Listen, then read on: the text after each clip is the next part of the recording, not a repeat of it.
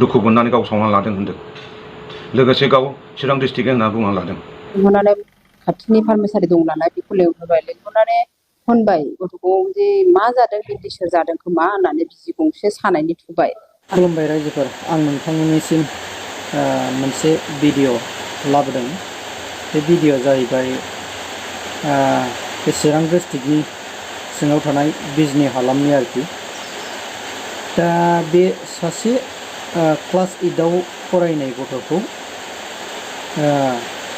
बिबौआनो जिनाहारि खालामनाय जाथाय। दा बेखौ थांनायनि सिगां आं नोंथांनो फोरमायग्रोनो सानदों। ओरैबायदि बे दाख्लै जे क'क्राझाराव जे बर' फरायसा आफादनि जे मोनसे जे गौमा हाबाफारियाव सासे जे बोराया गावखौ पेट्रल लुनानै सावनानै लादों। बे सावनानै लानायाव जे अल ट्राइबेल स्टुडेन्ट इउनियन आफादनि आफादगिरि हरिचरन ब्रह्म सारा मोनसे दुखु फोरमायदों। नोंथांमोना भिडिअखौ दसे उनाव आं होनो थांगासिनो दङ। दा आंना देहायाबो मोजां नङा नोंथांमोननो, बेखायनो आङो भिडिअखौ लाबोनो हायाखै। जाहाथे आंनि देहायाबो मोजाङै फैयो बेखौनो नोंथांनो एसे आर'जनि हेफाजाब नोंथांमोनहा खालामदो आरोखि।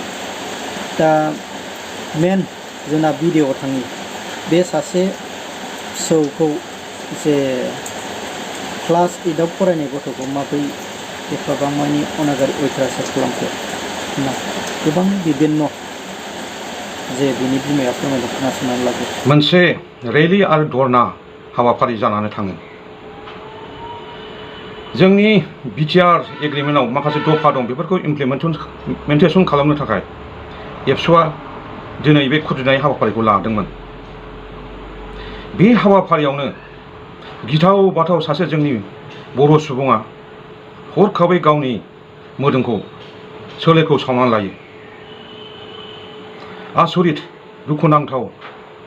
बयबो बे हाबाफारिखौ नुनानै गिनो ओंखारदों, गोजावस्रिदों। जोंबो अल आसाम ट्राइबेल स्टुडेन्ट इउनियननिफ्राय दुखु फोरमायनाय थाबाय।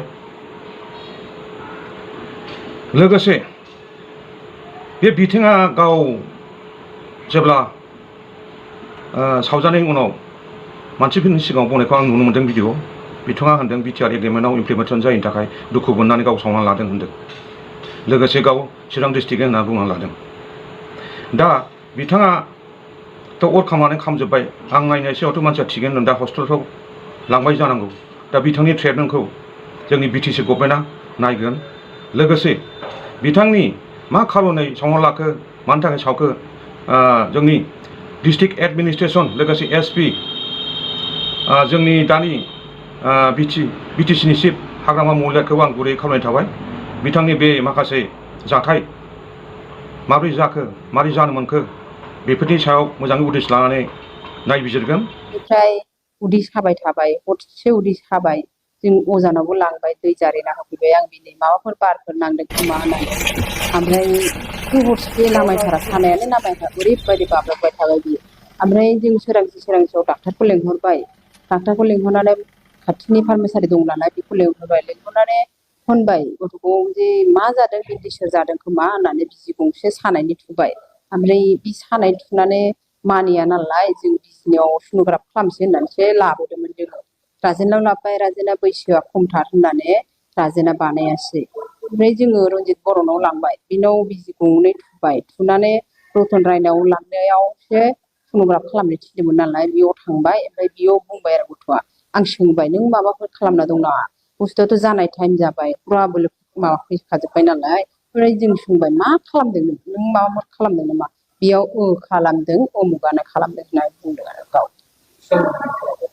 नामा बज कुमार ब्रह्म। बज कुमार ब्रह्म। दा बे खाब्लि बागान ना मा होनो बेयाव थायो।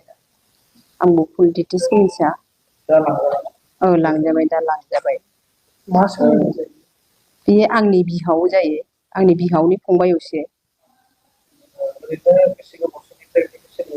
जोंथ' मिन्थिया, गाव होनदों खेबनै बानायदों होनदों।